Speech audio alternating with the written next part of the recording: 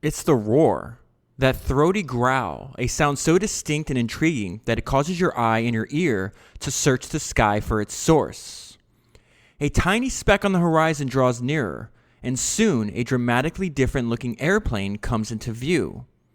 It looks mighty and powerful, but at the same time sleek and elegant.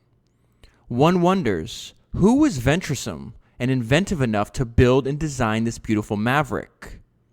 This book is a story of how that unique airplane and many others came to be, and the two people responsible for their creation. They were Walter and Olive Ann Beech, co-founders of Beech Aircraft, and I am proud to say they were my parents.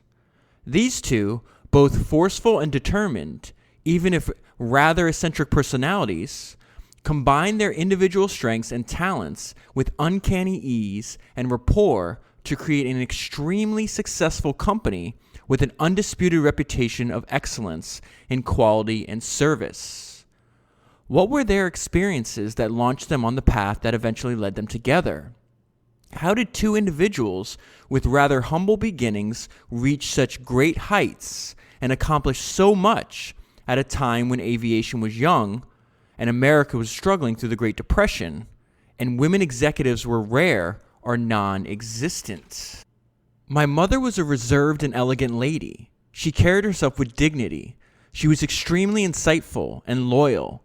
She also could be rather imperious, and her very demeanor commanded respect. This quality served her well when she took over Beech Aircraft after my father's sudden death. She was then a woman in a man's world. The idea of a woman CEO, let alone the CEO of a Fortune 500 size aircraft company, was almost unheard of in those days. But she did more than survive. She took the company to new heights and became fondly known as the First Lady of Aviation.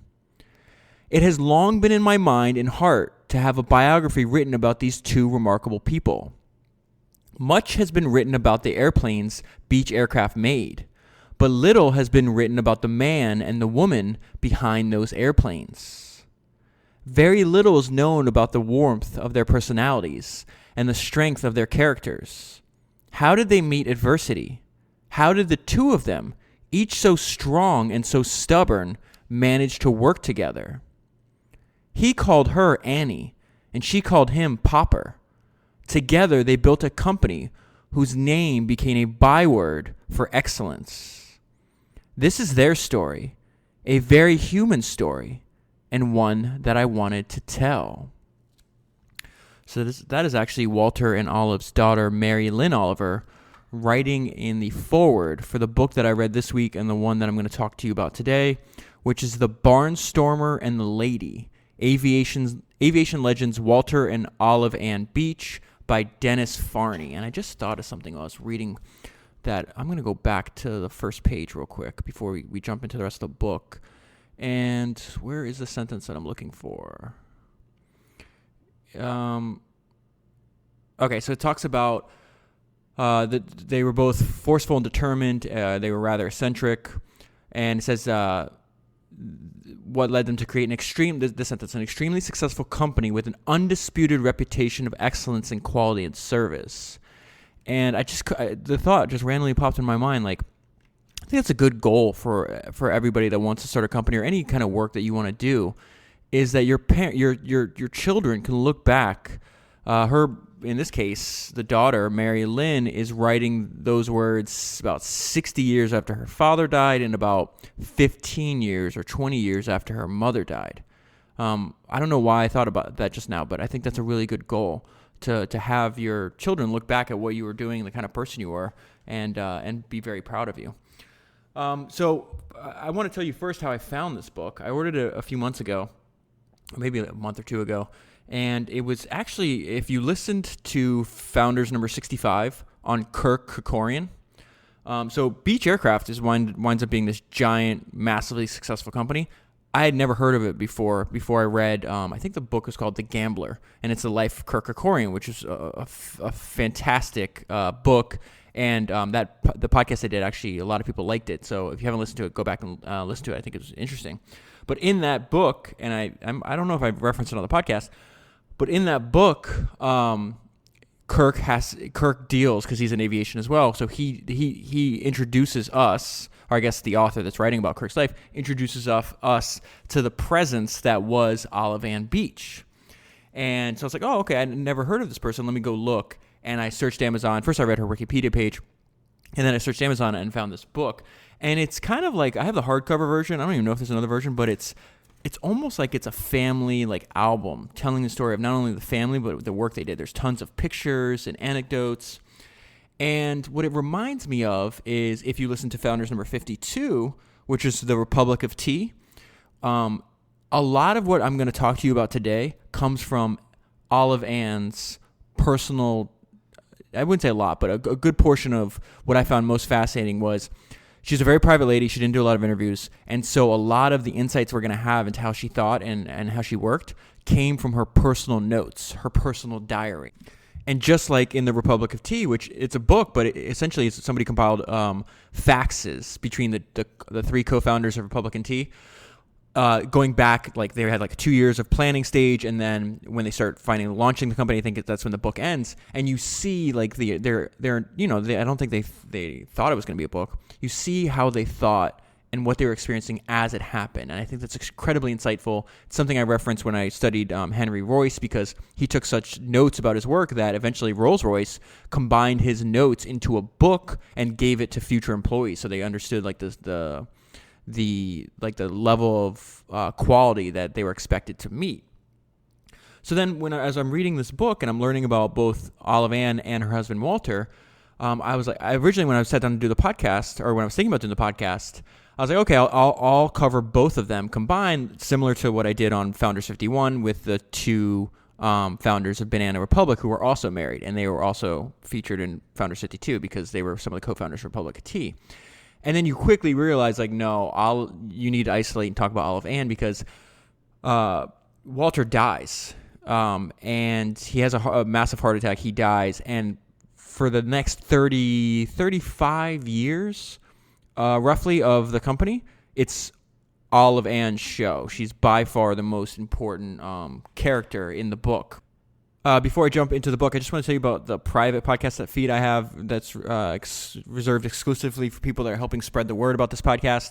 So there's multiple ways you can access it. None of it costs money, and I also don't give them away for free. I reserve it exclusively for people that are willing to leave reviews, recommendations, or talk about the podcast on social media. So, for example, if you're listening to this podcast on Overcast, they have a recommendation function where if you press that star, it turns gold. If you take a screenshot of that showing that you've recommended by pressing the star, and email it to me at foundersreviews@gmail.com, I'll reply back with a personal email with that private podcast link. It gives you access to 7 podcasts that I've created that are available nowhere else. If you're listening on places like Apple Podcast or Stitcher, anywhere else that you can actually leave a review, take a screenshot of the review, email to me at foundersreviews@gmail.com. Same situation there. And then something I just started, I think a week or two ago, which is also helpful, is if you talk about the podcast, let's say on Twitter, and you mention @Founders Podcast, you can just say, hey, I recommend this podcast if you guys want to check it out. Some people even mentioned specific episodes they liked, which I really loved. I like that idea. So if you want to do that, that works too. I will automatically DM you the private podcast link. As long as you're following me on Twitter, it'll let me do that. Let me DM you right away. Okay, so that's just a way for me to say thank you and hopefully incentivize you with spreading, obviously, the podcast. Okay, so let's go ahead and jump in the book. I'm going to tell you a little bit about her personality. It says, in one absolutely central way, they were exactly the same. They're talking about Walter and Olive Ann. Each was determined to be in control. She had her ladylike demeanor was coupled with a pronounced bent for managing figures and managing money. So that was I would say, her primary skill. Her husband was that's why it's called the Barnstormer. He was an early stunt pilot and pioneer in the aviation industry, but he was integral in producing a lot of their first airplane designs based on what he would experience in the air. But it's mentioned many times in the book that the company would have undoubtedly went under and failed like a lot of the early airplane manufacturers did, without her ability to manage resources and to make sure that payroll was met and that the company was turning a profit. A little bit more about her personality, just so you understand who she was as a person. It says, Mrs. Beech had no time for dumb questions, no time for prying questions at all. She would dismiss them with a little wave of her hand. In this, she resembled another captain of industry, Henry Ford, who lived by a terse motto: never complain, never explain. Once somebody asked her why she didn't sit down for more in-depth interviews. This is her response. She says, they'll ask me why blue is my favorite color, she said. What makes me laugh and what makes me cry. Maybe I don't want them to know. The few times in her life that she did grant interviews, she always regretted it. She was an intensely private person. And something also you might want to know is they would reference her that she was an iron fist in a velvet glove. So if you'd ever see pictures of her, and there's tons of pictures in this book of her, she looks absolutely glamorous. But she was extremely quiet and relentless. So I think that's where she got the moniker of iron fist in a velvet glove. Before I jump back into her personality, I just want to talk a little bit about, because I find it so fascinating that they started essentially at the beginning of a massive industry. This is very simple. It kind of echoes what you and I were talking about on the podcast with Empires of Light, with the beginning of the electricity industry. So it says, the lives of Walter and Olivan span almost all of that history, meaning the aviation history. From its daredevil years of 1920 barnstormers and wing walkers to today's multi-billion-dollar industry. She didn't step down. She died in like 1993, and she didn't step down from the company, I think, till like 1980 or something like that. So it says this is a story of that uniquely American type, the entrepreneur. Entrepreneurs don't merely create new products and new ideas.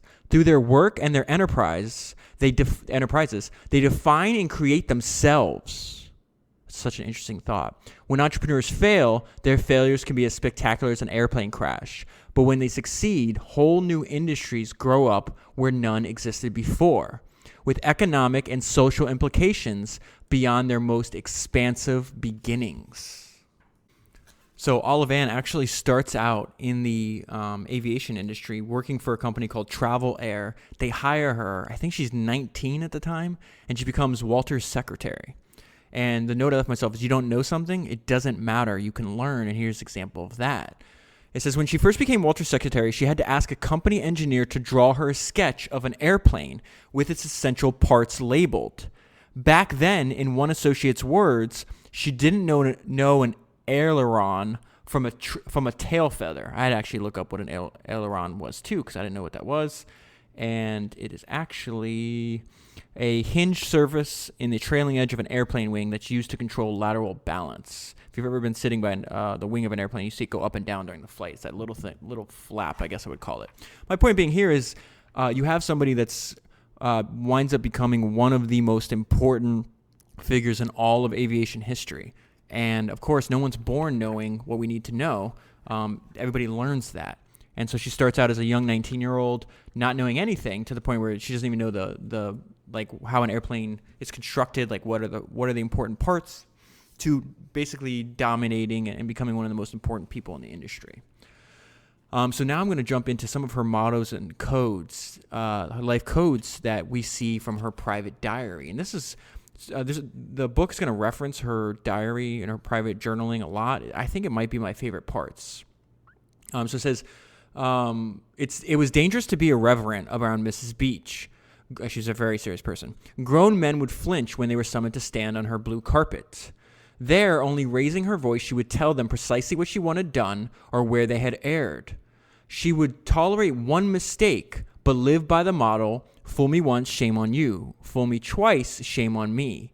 Few people got the chance to fool her 3 times. It says she was very demanding, and she was the head of everything. Olive Ann lived by a code of self-reliance that she learned from her parents. And now here's some of the codes that she learned from her parents. Sit on your own blisters, which means live with your own mistakes. When a job is once begun, never leave it until it's done. Be the labor great or small, do it well or not at all. Sit up straight and tall. Throw your shoulders back and breathe. This was her recipe for steadying herself in anxiety-pounding situations. So on the very next page, I love this part. She was always learning, and of course you're going to have to be able to stay on top of an industry for almost half a century. And then she's also obsessed with having the power of positive thinking. This is something in my own life I call PMA, which is positive mental attitude, which I'll talk about in a minute. So it says she was perhaps we're going to get an idea of her early life and her lack of education, which I hate using that word, but it says she was perhaps more conscious than she let on the lack of a college education.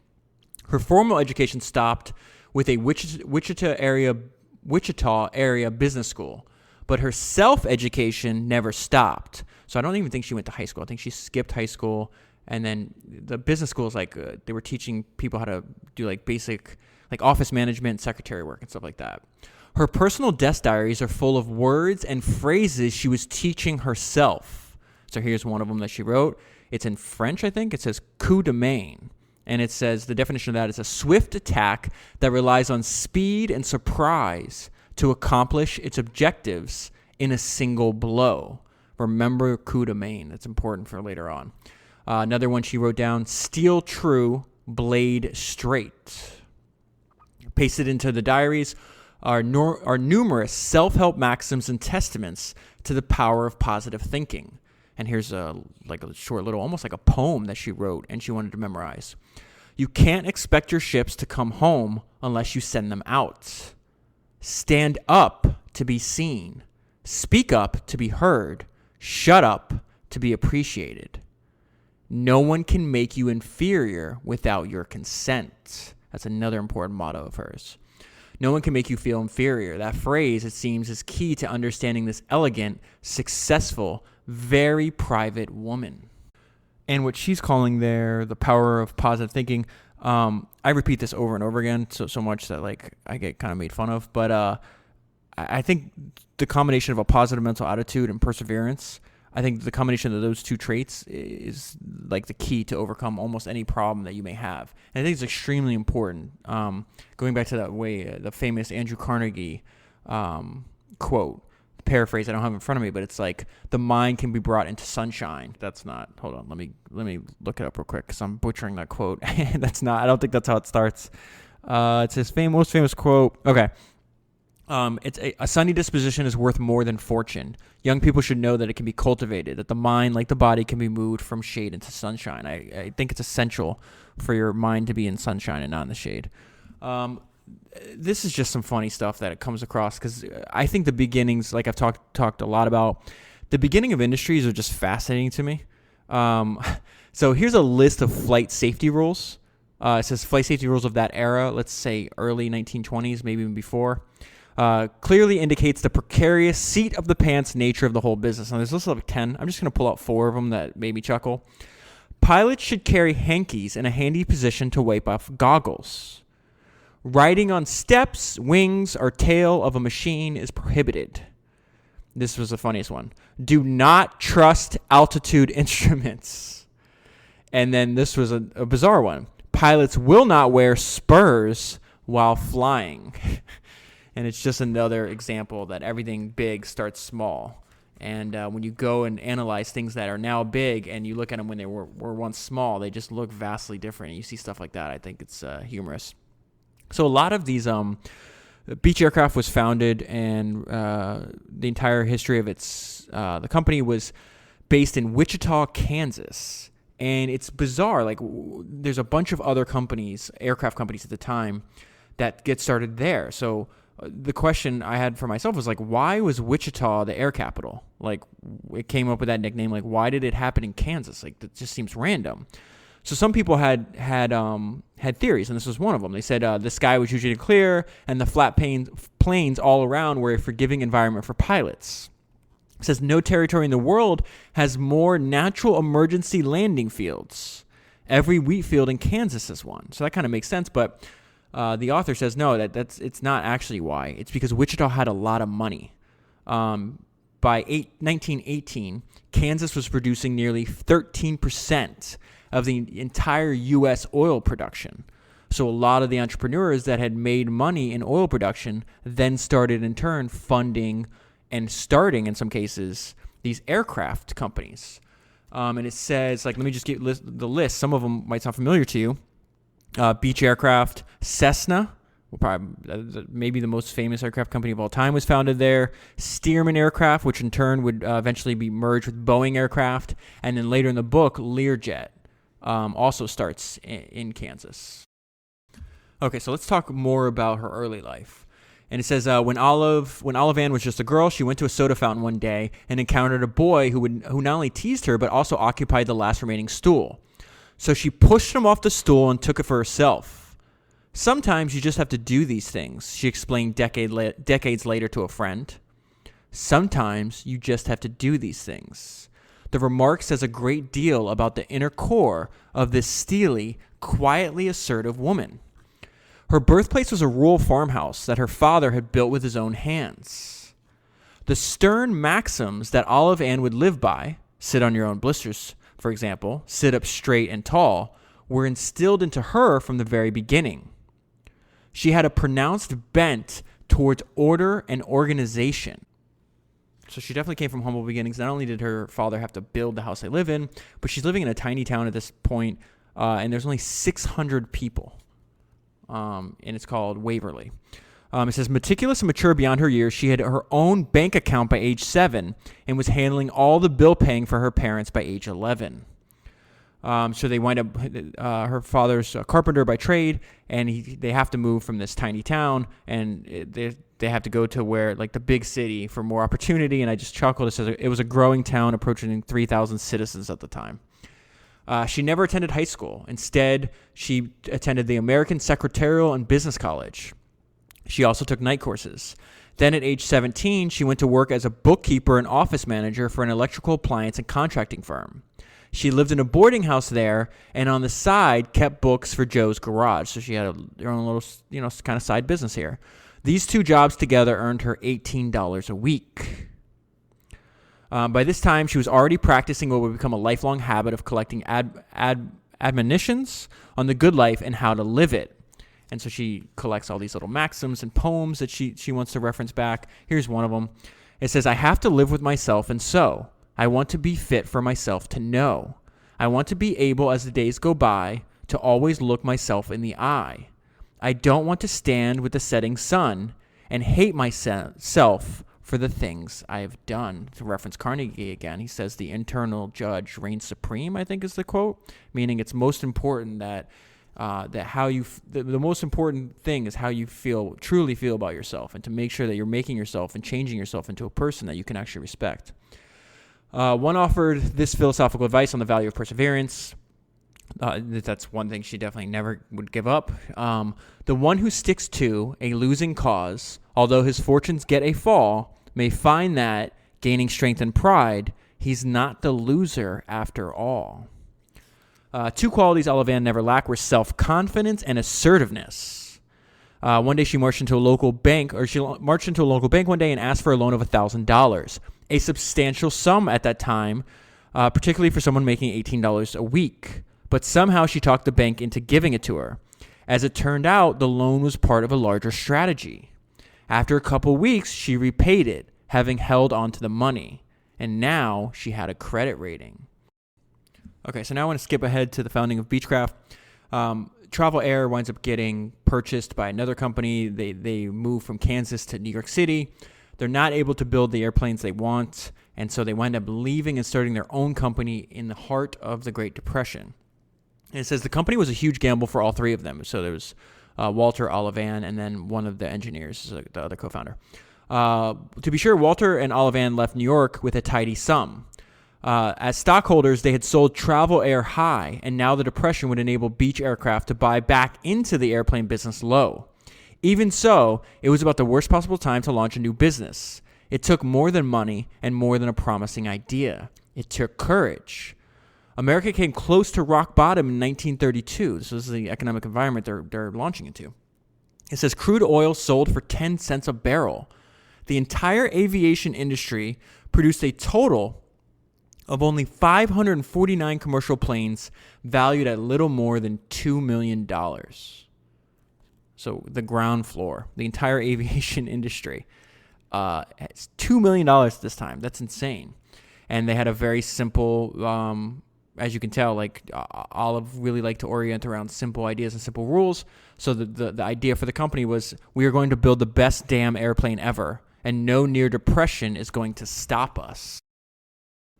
So not only are they going to launch during the Depression, but they take this counterintuitive strategy of making it a super expensive luxury plane, and it works. So it says, Beech Aircraft began in a small corner of the Cessna factory, leased from the Cessna board of directors. In the teeth of the Depression, Beech Aircraft began building not a cheap plane tailored to hard times, but a luxury plane. With Depression-era sales of even inexpensive airplanes plummeting, they wagered their future on this line of costly airplanes. And the name of the plane was the Model 17. Almost 100 years later, it was voted by the Aircraft Owners and Pilots Association the most beautiful airplane of all time. And there's a bunch of pictures of it in the book. I mean, it looks amazing. It's gorgeous. So it says, it was Olive Ann who juggled the books, met the payroll, and collected the bills. There was one occasion in which Walter was worried about a $10,000 unpaid bill from a customer in Texas. Olive Ann drove back, and plunked the $10,000 on his desk. "There's your damn money," she said. And so while Walter was focused on trying to build the Model 17 and then obviously put it into production, she focused on making sure the company was frugal. They were not wasteful. As you just heard, they were like subleasing space from Cessna. So they kept all their expenses as low as possible until sales started rolling in. But they did not. They managed resources intelligently enough to make sure they didn't shortchange the actual product that they were making. And then this was interesting. So the note I left myself was, naysayers are constant. This is how they're starting to. So everybody said, like, this is a stupid idea. Of course, like, you're building an expensive plane. Don't you know there's a Great Depression going on, et cetera, et cetera, et cetera. And so they wind up running an ad. And I love what they did here. It says, in high good humor, the ad compared the Model 17 to past inventions that had also drawn initial scorn. So this tells you something about Olive Ann and Walter too, that they believed in their convictions. They believed in their ability. I think the reference, it's like they believed in their ability to shape the future through their own efforts. So they had supreme level of confidence. And so this ad says, they basically ignored, not only did they ignore initial scorn, but they use it to their benefit and use it as marketing material. So they talk about the telephone, and then in parentheses in the ad, it talks about like what people said when these inventions came out at the time. It says, "Oh my God, it talks." The steam-powered train engine, unimportant. And the Wright brothers airplane, both crazy. But Beech Aircraft has had the last laugh. As the company put it, the early critics of the Beechcraft are now busy trying to imitate its many superior features. The Beechcraft is out in front and will stay there. And I think that counterintuitive point still holds true today. So let me give you an example. Like, you could buy a normal, like, regular plane at this time for, let's say, $3,000. The Model 17 was priced anywhere from $8,000 to $24,000. So as long as you're building one of the best products available, in this case they definitely were, like, the companies are able to charge more, it logically follows, like, they're going to have more money. They're going to in many cases they have larger margins, and that having more money and having larger margins, even though the aviation industry is not like excessive margins by any means, is what actually helped the company survive and then thrive throughout the 30s. So it's definitely not the take that somebody that has never done something like this before would approach. Like, oh, the Depression, okay, let me make the cheapest plane possible. Well, if you make the cheapest plane possible, one, you have less overall dollars. Let's say you're selling a plane for $2,000 instead, and your margins are smaller. So what are you going to do? Like, you're going to go out of business. You can't do that. This is a little bit more about Olive's personality, and then this is going to be bad times ahead. So there's many coups that Olive Ann has to deal with.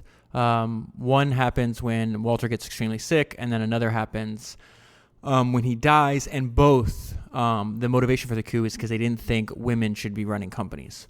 So it's obviously just an indication of like the time that we're in and the environment that she's having to work through. Before I get there to World War II, though, there's something that's interesting. There was races for airplanes, like the car industry before it, provided a unique marketing opportunity for these companies. In fact, there's a movie being made about this because Ford, some of the early like attention and publicity that Ford got was by building race cars, and he used that publicity to spur car sales for obviously like for normal people, not non-race cars. Well, the same thing is playing out in airplanes, and Beech used it for to establish early credibility, and then of course after the credibility follows sales orders. Says Beech airplanes continue to compete in air races. They competed in the 1936 Mile High Air Race in Denver, Colorado. A Beech Stagger Wing, which is one of the planes they created or they were manufacturing, won that race, and 2 more Beech planes finished in the top 5. This led to an often repeated company boast. It takes a Beechcraft to beat a Beechcraft. There's 2 traits of Olive Ann that may seem contradictory, but I don't think they are. She was enamored with business. In fact, she'd ask to be driven around Wichita, and she would keep a list and notes of all the new businesses. But at the same time, she made a point of laying her work aside when the day was done. And this is, I think, something that a lot of people struggle with, because it is also a counterintuitive point that if I just put in more hours, if I just keep working, I'll make more progress. And sometimes I think it's better to, as hard as it may be, to put it down and let like your just have more time to think about it. Let's say you end your day at 5 or 6 o'clock, whatever the case is, and then for several hours, like your brain on a conscious and subconscious level, like you're going to be thinking about all the stuff you're doing during the day. And I think that's why a lot of people always talk about like, oh, I had an insight. It was in the shower the next morning. Like it's, Elon's talked about this, even though he doesn't abide by that, that it's like, oh, it's not that you're having the idea in the shower. It's just like he's down. I think he has like a typical geeky way of describing. He's like, oh, I'm downloading last night's computation. But Olive Ann definitely was interested and had a passion for business, but also knew when to turn it off, I guess is the point I'm trying to make. So now we're going to get into the note I left myself was speed. The speed was made necessary, and we all have potential than we know. More potential than we know, rather. So now this was the very beginning of World War II. And it says, now the concern wasn't finding jobs for existing workers. It was finding workers to handle a gush of wartime orders. So the growth of this company due to World War II is staggering. It says the company was building planes and hammering together new factories as fast as it could. In only 83 days, it erected 2 sprawling assembly buildings exceeding 300,000 square feet. Remember, they started in a tiny little sublease from Cessna. Skeptical onlookers questioned whether such monstrous structures were even necessary. Soon, Beech would outgrow even these structures and had to be forced to expand into hastily erected tents outside. Congress had appropriated money for only, in April 1940, it says Congress had appropriated money for only 47 new warplanes. Only a month later, President Franklin Delano Roosevelt called upon the aircraft industry to gear up for producing 50,000 new planes.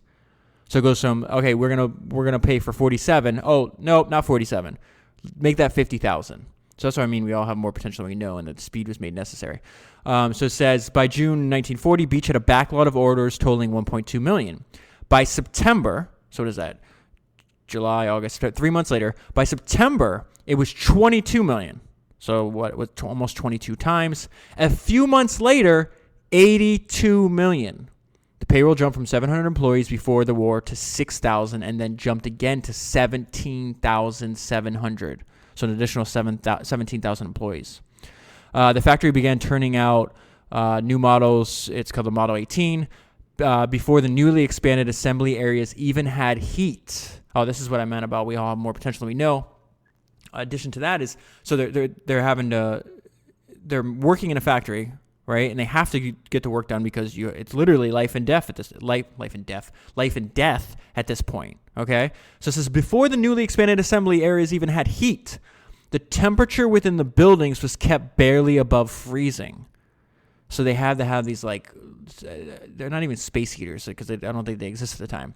But basically, they had to have artificial ways to heat the area, like the factories up, before they had central heating, because the tools would freeze to the side of the airplanes. And so that's what I mean about we all have more potential and we're way more adaptable than we have even an inkling of thought of. You just have to be forced into that environment, and then you're going to adapt. They didn't by choice want to make planes and deal with steel and aluminum and all these tools in an environment where the temperature is freezing. But they had to, and guess what? They survived. They adapted. It's not easy, and that's not the point. The point is that, humans are much more capable than we think. I listened to an audiobook a few months ago. This guy named David Goggins. It's called Can't Hurt Me. And I didn't finish the second half of the book because I'm more interested in, as you could see from the podcast, the beginnings of people's lives. And especially, this guy had a really just messed up. His dad was really abusive, beat the crap out of him and his mom, and sold drugs and had guns everywhere. And he just took that, pain and suffering and used it as fuel, right?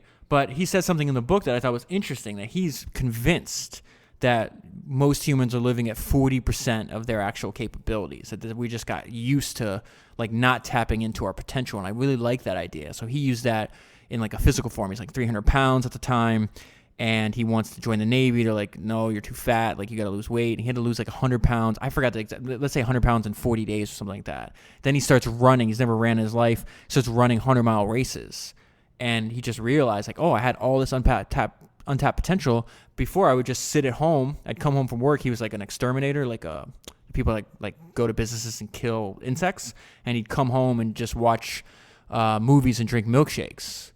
And that same person that would just sit on the couch and drink milkshakes, a few years later is running 100-mile races. He's we're not even tapping into our potential. That's something I definitely believe. And I think reading all these books definitely reinforces that. But I just thought that was fascinating that, we have this huge, World War II was the largest war in human history and in our species history. And you had people doing extreme things to meet an extreme demand. So it kind of illustrates that in a small way. Not a small way, meaning the magnitude of what they're doing, but a small amount of time, I should say. So this is a failed, one of the failed coups against Olive. It says, as events unfolded, Walter and Olivan both wound up at the same time in the same hospital. So Walter has something called encephalitis, which is a painful affliction of the joints and your spine, you have inflammation of the brain, you have headaches, stiffness of the neck. You can die from this. He doesn't die from it, but he dies from a heart attack shortly thereafter. But it says, as events unfolded, Walter and Olivan both wound up in the same hospital at the same time. She was in the hospital to deliver their second daughter, Mary Lynn. That's the person who wrote the introduction that I referenced earlier.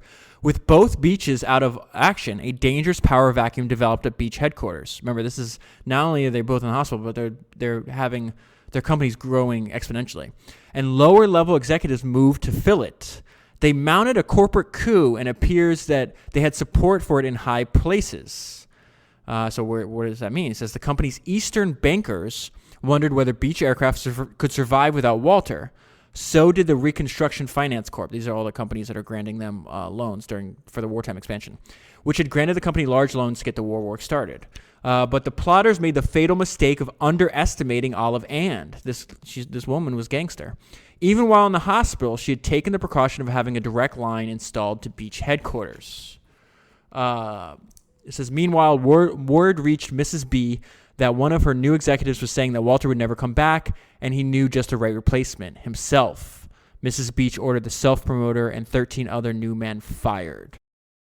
This is more about Olivan during the war years. During the war years, Olivan worked 10 to 12-hour days. In addition to everything else, she took her turn in a volunteer corps of women workers who called themselves the Gardettes, joining them as they kept an eye out for any saboteurs who might threaten the factory complex at night. And in a particularly insightful one-sentence summation of her personality, this article that they're writing about Beech at this time, it says, her genius lies in commanding respect. She had an instinctive talent for managing money and, when necessary, finding more of it. So the note I left myself on the next page was, tough times don't last, tough people do. And I should tell you, I think Walter's already died at this point, if I'm not mistaken. So it says the company's wartime buildup turned out to be a short-term liability, but a longer-term opportunity. And you'll see what I mean by Like, they knew they were going to get through tough times if they adapt and they could find like creative solutions out, which is what I'm about to read to you here. And they realize that they're not going to have to do this forever because eventually things will return, they'll regress to the mean, or they'll get a little easier. It had required Beech to vastly expand its manufacturing facilities to the point that the company now had considerable more capacity than they could utilize immediately. So this is after the war. On the other hand, the government mandated buildup enabled Beech to expand under favorable government loans. So that's a good thing, right?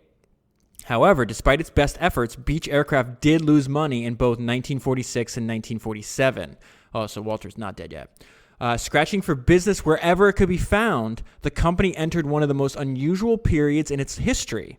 It started producing an array of products that had nothing at all to do with aviation. This is what I mean about being good and resourceful, not just wasting money.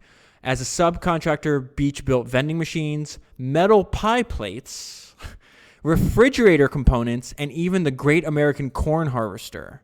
The company also began to design an automobile. So they're just trying to find any kind of opportunity to sell products to utilize their excess capacity that they had in the factory. Of course, as soon as World War II is over, the government's not going to be buying 50,000 planes a year. Okay. All right, so now we're at the point where are we in the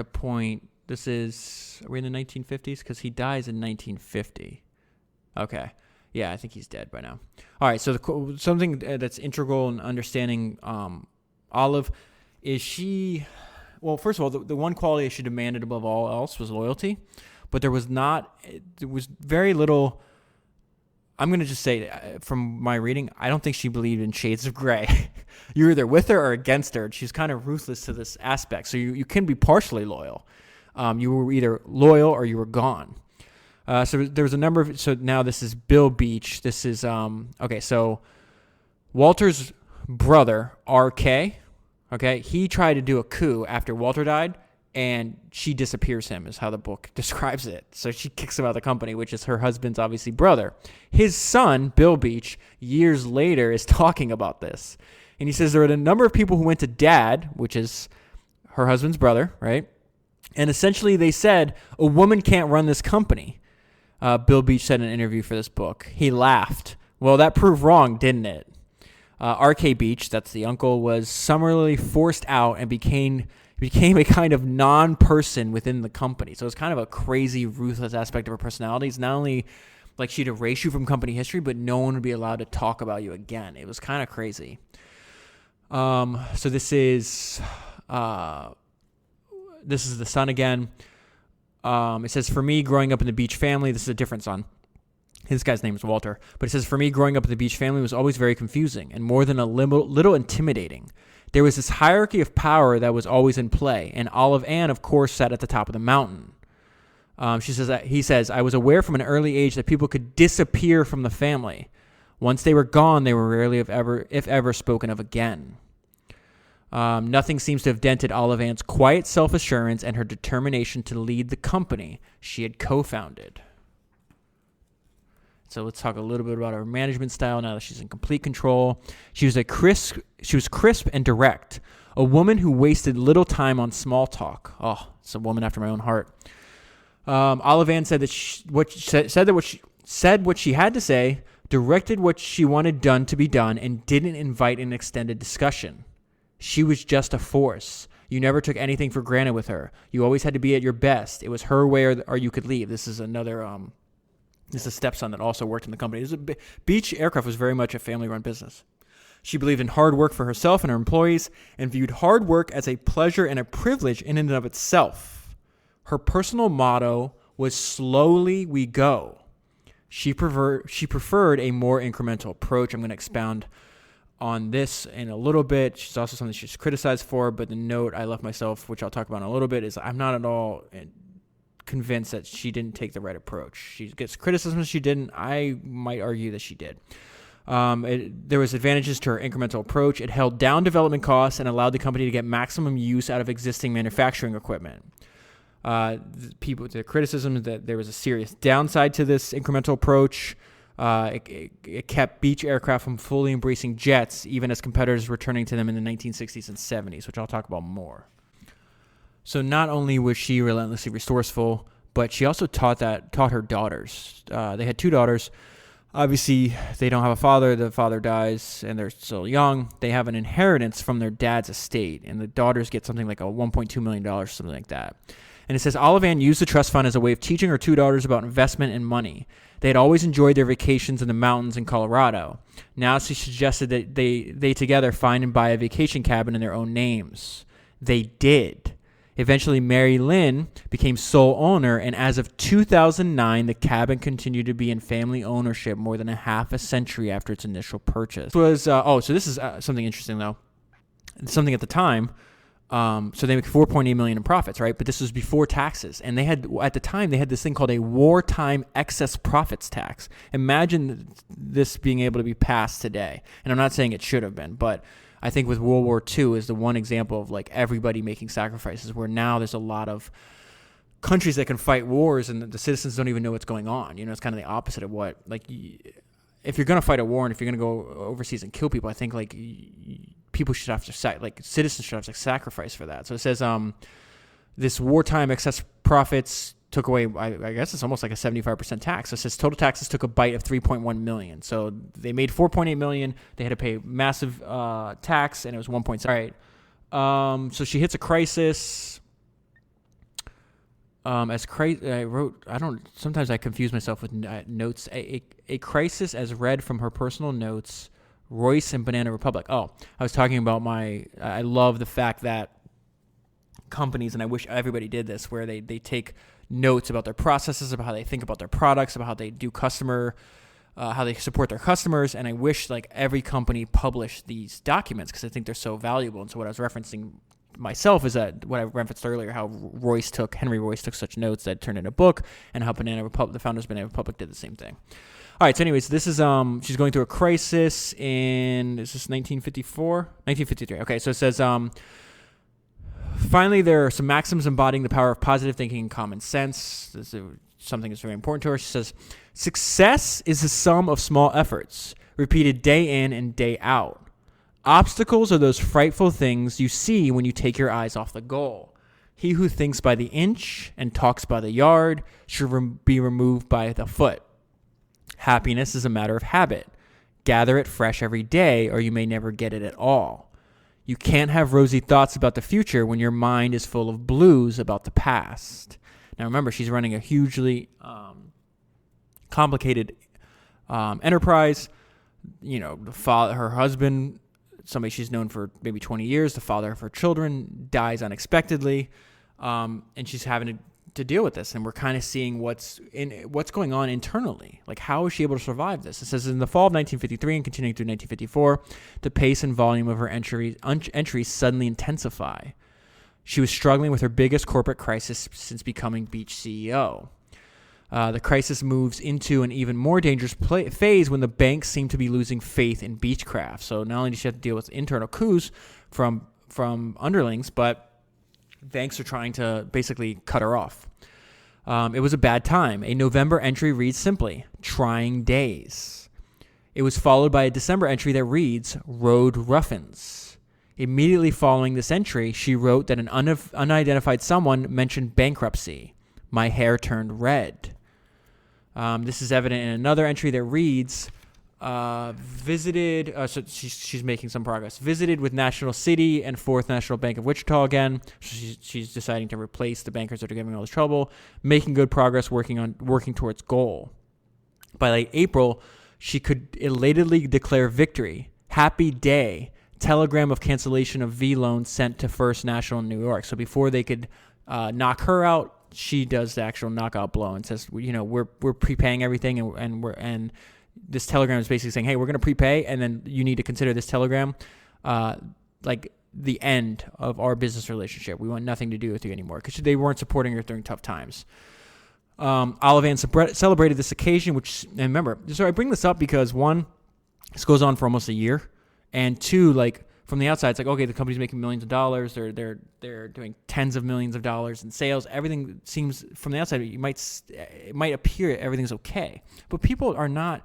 We, as a species, we tend to broadcast the things that are going well and hide the things that are going bad. Everybody has bad things that are happening to them. Don't be fooled. Don't be brainwashed into this. Like, this is very important to understand that Beech Aircraft is undoubtedly a success. It's a successful company until it winds up being sold. Like, for its entire existence, it was successful, but that doesn't mean it was easy. That doesn't mean every time was bad. And I think that people need to understand that. So it says, and remember I told you to remember the term coup de main. So he says, Olivan celebrated the occasion, which seems to have caught First National by surprise in many ways and for a good long time. Coup de main, she exulted in her diary. She had written the term in her diaries a number of times over the years. It was almost like she's manifesting it. Now she had pulled off a coup de main in reality. So the author continues, if there was times where her first fierce determination flagged, and it is almost certain that there were, little evidence of those times appear in her diaries beyond those entries, meaning the entries I just read to you. Steel true, blade straight, in which she's almost, she wrote that over and over again, in which she almost seems to be talking to herself, summoning up her courage.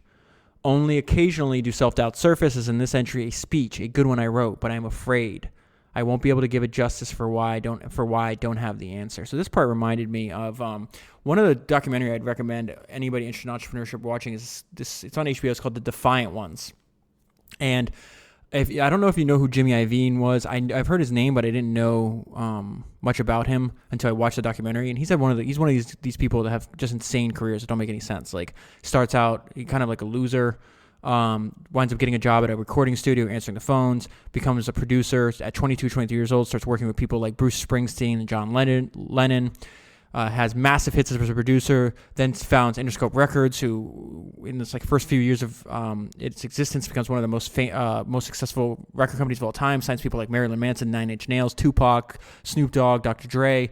Goes on to found Beats by Dre with Dr. Dre. Sells it a few years later for $3 billion to Apple. Anyways, he has this really, I think maybe his most important idea is his idea about fear. And this is what Olivan is experiencing here in her diary entry. And he says, I'm just going to read this quote that I took notes on one time. He says, you need to learn to turn fear into a tailwind instead of a headwind. Fear is as powerful as the force. If you can harness it, it is an asset, and you will have a big, big advantage. That has been my whole thing. And this is what I mean, the most important idea I think that I've heard from him. When I feel fear, I have trained myself to move forward. The fight is never over with fear. It is never gone. You have to harness it. So specifically that one sentence, when you feel fear, you have to train yourself to move forward. Understand that everybody feels fear. It's completely natural to the human experience. But what's unnatural is going forward in the face of fear. And so that's what he's talking about. Like, for many people, when they feel fear, it's a tailwind. It pushes them back. It stops them. It slows them down. Jimmy's like, no. One thing I did is I used it as fuel to speed me up, to get me to where I'm going. So I think that's important. So this gives you an idea of the scope of the organization she was running. Beech now counted more than 40 ongoing projects, ranging from contracts and subcontracts for both commercial and military aircraft. They had advanced secret research projects in aerospace, and the company's annual report for the fiscal year ending September 30th recorded revenues of nearly $104 million. More maxims. And it says the hallmark, this is something in her diary, the hallmark of the adult is that he is willing to pay for what he wants. Also, he knows the cost. And the note I scribbled to myself when I read that, I was like, I wonder what was going on in her mind when she wrote that. So we always talk about this idea of books are the original links. I explained at the beginning of the podcast that Kirk Kerkorian and the book on his life linked me to Olivan and the book on her life. And now I just found another book. So you've probably heard the term Learjet, right? I've heard the term, don't know much about it. Had no idea that it was named after the person that started the company, Bill Lear. So this is an example of this book now linking me to him. I've already found some biographies on him. I just got to figure out which one I'm going to read. So he'll eventually pop up in a new Founders episode eventually, and you'll see why, because he's a misfit, he's a rebel, he's a madman, he's a crazy person, which I love to study. It says, Bill Lear is typically described as a man you could hate one minute and love the next, but this wasn't the case with Olivan. She thoroughly disliked him all of the time. But Bill Lear was a genius. There's absolutely no doubt about that. This is what I mean. Like, what? Wait till what I'm going to read you right now. He's credited with more than 150 inventions, including the car radio, the 8-track stereo tape player, and the autopilot for jet aircraft. But his best known creation of all was the Learjet. How do you do, like, it would typically take a person multiple lifetimes to do all that. That's insane. He invented the car radio, the 8-track stereo player, autopilot, and the Learjet. The Learjet was this mass-produced, inexpensive, and speedy business jet. When he came to Wichita in 1962, he had been refining the Learjet design for 3 years. Now he was ready to build. What irritated her, Olive, most about Lear, he soon began hiring away Beech engineers. So he hires away one of her friends, and she just couldn't believe it. He says Mrs. Beech couldn't believe that anyone would leave Beech for another company. So he hires away Jim Greenwood, and that's who the quote I just referenced. And this is hilarious, her response later on, because there's no, what I referenced earlier, there's no black and white, there's no gray, it's black or white. You're Jim, you're on my team, now you're off my team, so you're dead to me.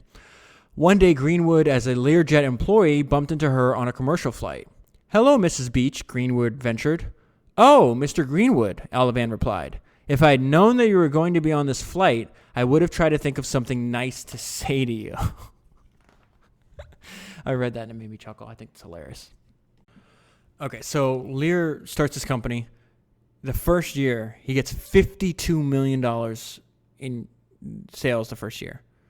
And so what happens is everybody, they're making these like little, I don't even know, I guess you call them turboprops. This is what everybody was flying before them introducing the jet.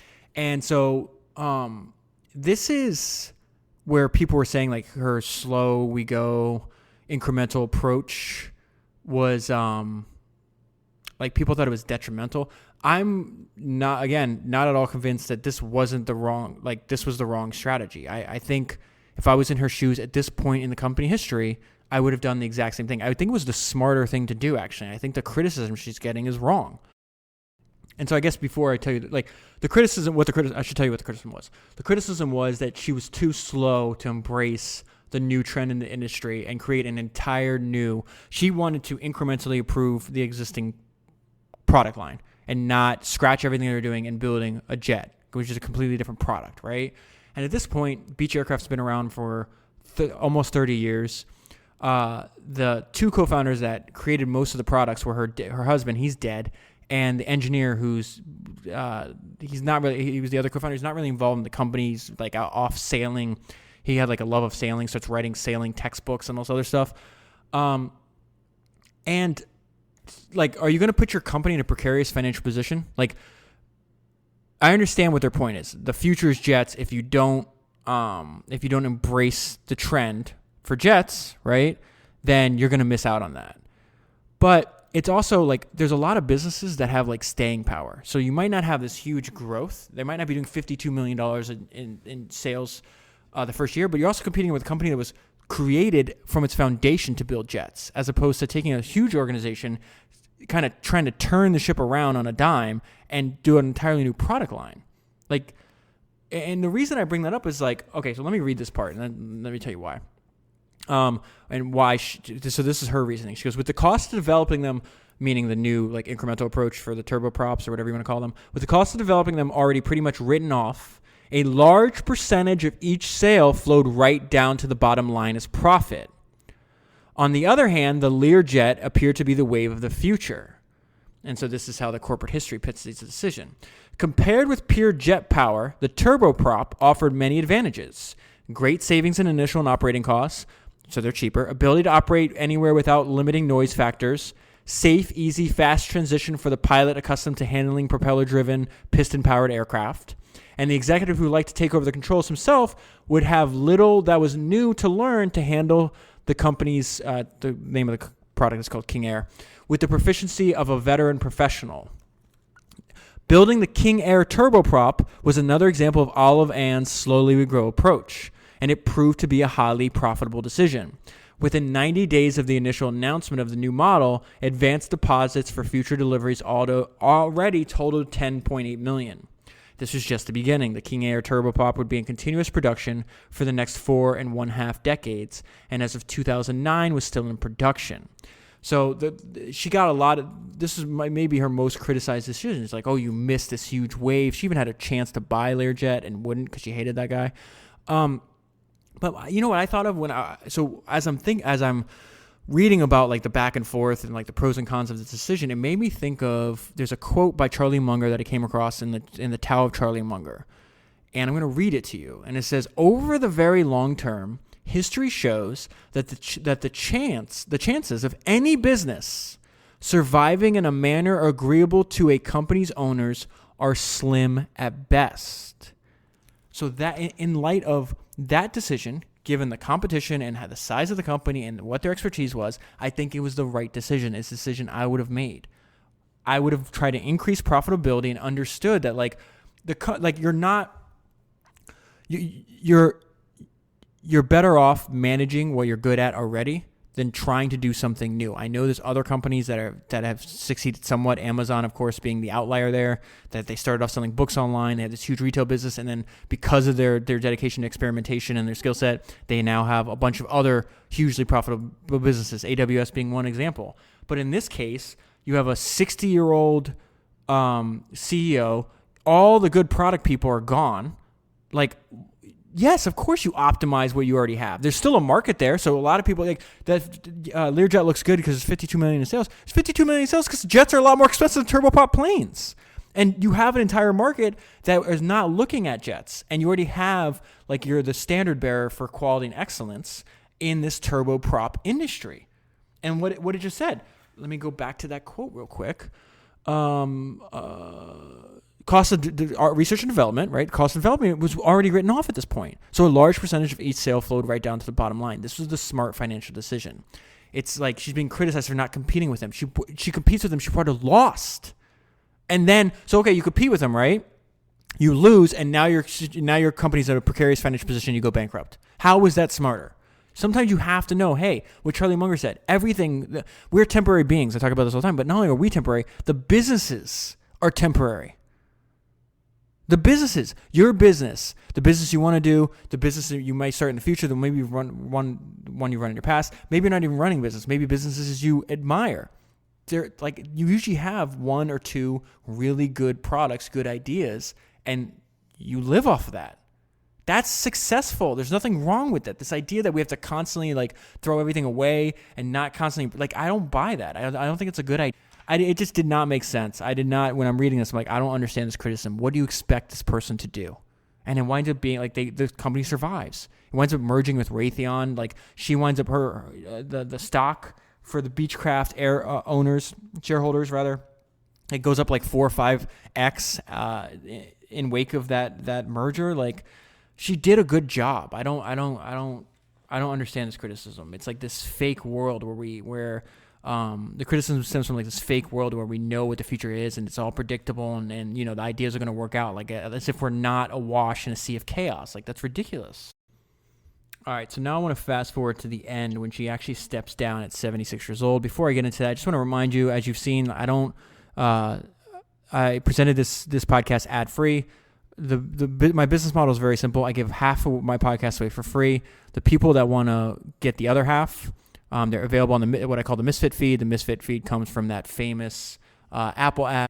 It's called Here's to the Crazy Ones. It starts out like Here's to the Crazy Ones, the Misfits, the Rebels, the Troublemakers, the Round Pegs and Square Holes. I just think it's a better name than just saying subscriber or whatever the case is. Anyways, usually podcasters are like, oh, please sign up and support like me, the podcast. You're doing that, but honestly, like by accessing these other podcasts that are available nowhere else, first and foremost, you're supporting yourself. And then secondary, hopefully you enjoy my work and you're learning from it and you're supporting me. So if at all, if you're learning from this and you want to get more and support the ongoing production of these podcasts, please there's a link below. You tap it within, I've put a stopwatch on this for like, I think 10 to 20 seconds, maybe 10 to 30 seconds from the time you tap that link to the time that the private feed is automatically installed in your podcast player of choice, and you can be listening to the Misfit feed, the exclusive podcasts that are available nowhere else. Okay, so back to Olive Ann Beech real quick. It says this is an article talks about referencing her stepping down. It says an aviation era, the independent reign of Olive Ann Beech, 76, the last founder of a major founder and manager of a major aircraft firm is coming to an end. The quiet, small-town Kansas girl who cast her lot 55 years ago with Walter Beech, a sometimes raucous ex-Army pilot and barnstormer, has made her biggest decision. Often called the First Lady of Aviation by Beech publicists, Olive Ann Beech is praised by both supporters and detractors with such comments as, "She thinks she's indestructible, and maybe she is."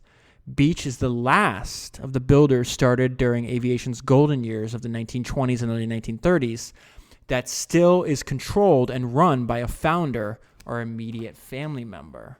And then I want to close on this, which actually hit me in the heart when I read it. It was really sad.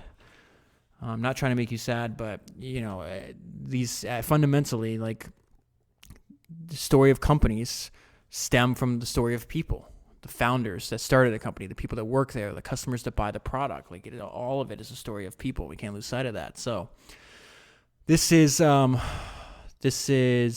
her nephew talking. She no longer seemed intimidating to me, and by that time I had grown very fond of her. I remember one New Year's Eve, 1987, I believe, when on a whim I decided to drop by her house and wish her a Happy New Year. We sat in her breakfast room, drank strong coffee, and talked. She seemed genuinely pleased that I'd come by. I think I stayed for at least an hour.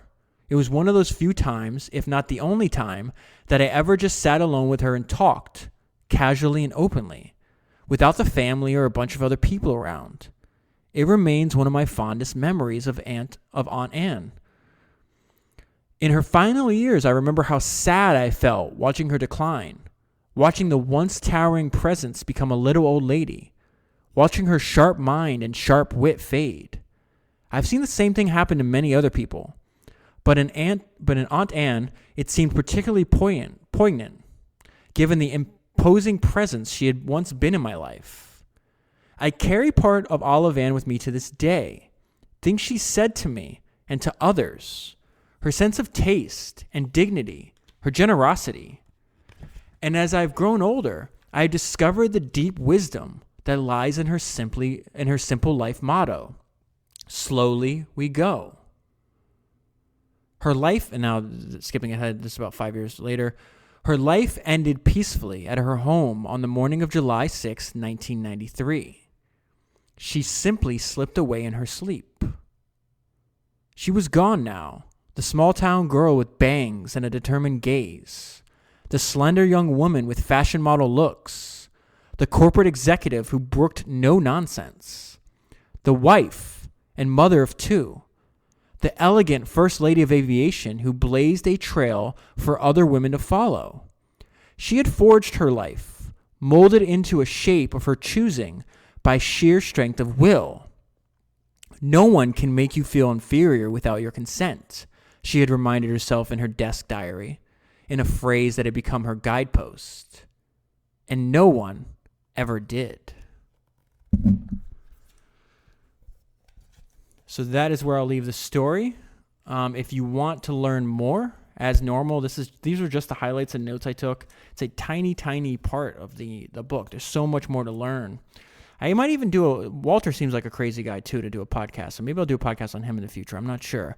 But if you want to buy the book and support the podcast. So first of all, if you want to support yourself by buying the book, you get something interesting to read. You support the author for taking all the time and effort to write books that we can all learn from. And then you support me and the podcast because there's a link below. Or you can just go to amazon.com/shop/Founders Podcast. It's what's known as an Amazon affiliate link. If you buy a book using that link, Amazon sends a small percentage of the sale to me at no additional cost to you. So it's a way to passively basically support the podcast. And more importantly, support yourself because there's very few activities that are better use of your time other than spending time with family, taking care of your health, and working than reading. And it's just a fantastic, beautiful book. Got the hardcover, tons of pictures. There's even some pictures of Olive Ann in here with Walt Disney, which I particularly enjoyed. Pictures of their products. Just an amazing and one I don't think I'll forget.